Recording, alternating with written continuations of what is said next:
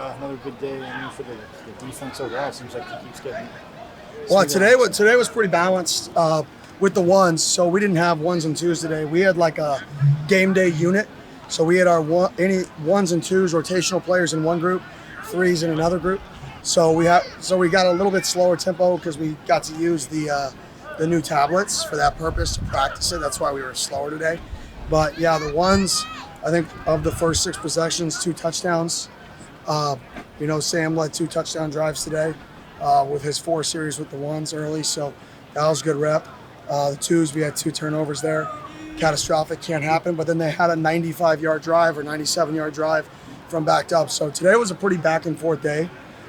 In my opinion, it was good to actually tackle, get out here. We did our full pregame. So I thought it was a good mental day for these guys just as much as it was physical, because this wasn't very taxing. What do you think changed for the offense today that maybe they struggled earlier this week but maybe played better today?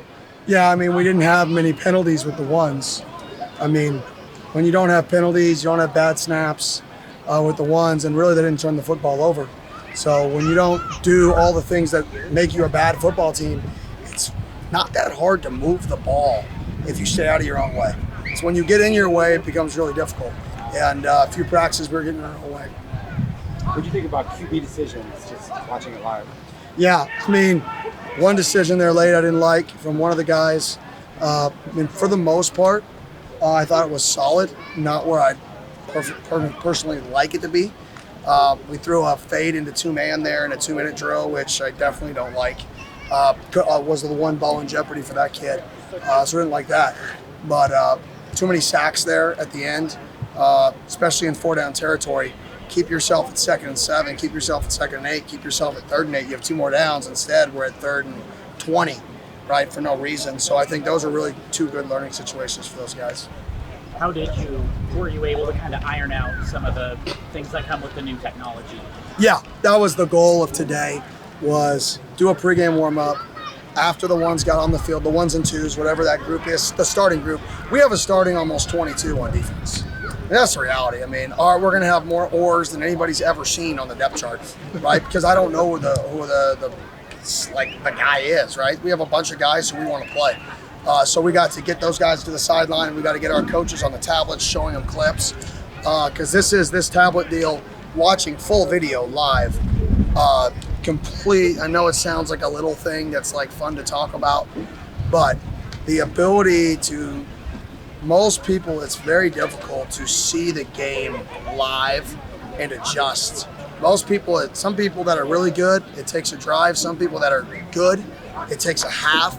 Some people never see it all game, right? And the ability for both sides of the ball to watch every play changes the game at such a higher rate, because you're going to have to change what you do more than you ever have. You can't just carry in your 9-play 1st and 10 defense or 4 play calls, because people are going to figure out 1st and 10 you're spinning to thirds versus 3x1 and playing quarters versus 2x2 every step. That's your thirds, or you're bringing pop away from the back.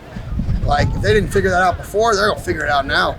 So you better have a variety of things to change up your calls with this new technology, and that's what we were practicing today. From a defensive side with adjustments, though, is it more, I mean, I know, yes, you want to correct something play to play, but adjusting from series to series with that? 100%. I mean, you should get a really good beat on how the offense wants to attack. Teams that don't have big menus on offense, usually they have complementary plays, so that's going to stay the same. But to be able to show your players the complementary plays, to be able to literally show the film and say, hey, when we bring this stunt, this is how it should look when they run this play again, or when they get into this set again. It just makes it so much easier to make adjustments than it was prior. Are you getting any more clarity on your kicking game and how that's evolving? Yeah, some clarity. We'll be coming out with news on that here in the next week or so. Zechariah Sample taking kickoff reps. I know Stovall, Jake Smith are options there. It's Sample of a... Yeah, he's our 3rd guy right now. He has a chance. I mean, he's fast. Him and Plaz, just with their pure speed, if they can prove that they can be in our rotation and help us on special teams, that they're going to be guys that we try to find roles for just because of their speed. Speed's uncoachable. What have you seen from Elijah O'Neal since he's getting more opportunities right now? He could be the most improved player on the team since spring. I mean, point blank. When we got him last year out of JUCO, I mean, he was as raw as you could get. But that kid's gotten better and better and better. And every single cycle, I think he's been one of our most improved, right? And now you look at him, and with Prince out here temporarily, it's really given him the opportunity to rep, and he's kind of really embraced it. So he could be our most improved player of fall camp. Anybody else who are particularly impressed with? Yeah, I mean, Jake Smith just looks great out there. And you guys saw his kick return today. He looks like the Jake Smith that was the Gatorade Player of the Year in the state of Arizona, the freshman All-American. He looks like that Jake Smith.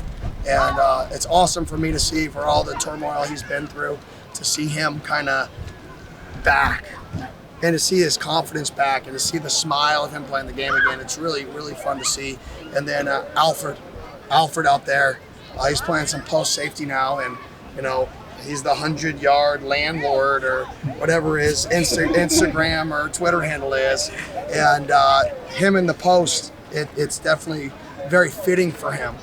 He's a really good knack for the football. We've created more takeaways with him in the post than we had before.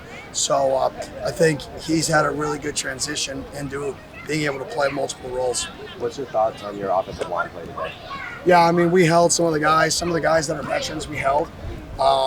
The third group, obviously, it's really hard to pass protect. I mean, to be honest, our D-line is deeper than our O-line right now.